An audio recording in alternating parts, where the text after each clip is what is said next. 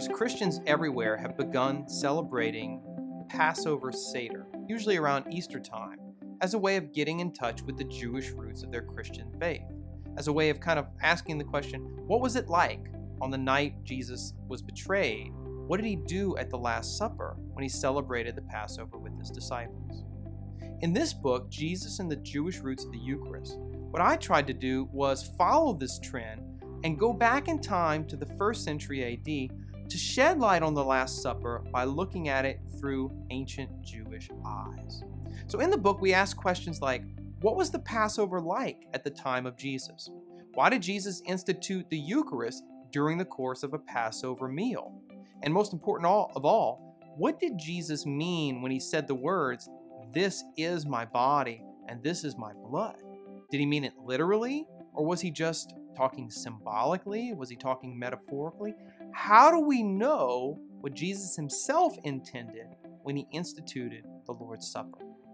In order to answer these questions, what I do is go back to the Old Testament and look at the Old Testament roots of Jesus' actions in the upper room.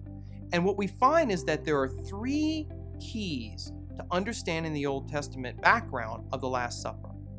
The Passover, number 1, the manna, number 2, and then third and finally, the mysterious bread of the presence.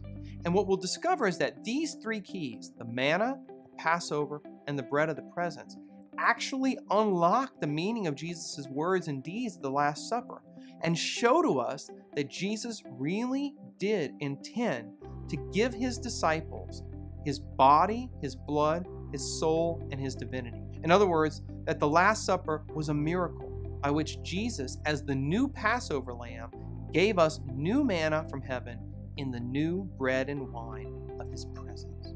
So if you've ever wondered, what is the real presence of Christ in the Eucharist? What does that really mean?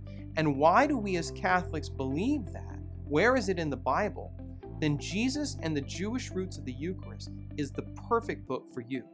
Along the way, too, we'll also show how by means of his action at the Last Supper, Jesus united the Jewish Passover to his passion and death on the cross by awaiting to drink the 4th cup until the final moments of his life.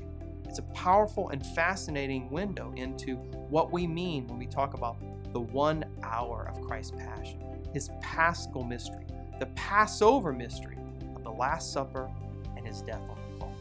So if you've ever celebrated one of these Passover Seders, if you've ever wanted to get into the Jewish roots of your Christian faith, then Jesus and the Jewish roots of the Eucharist is perfect.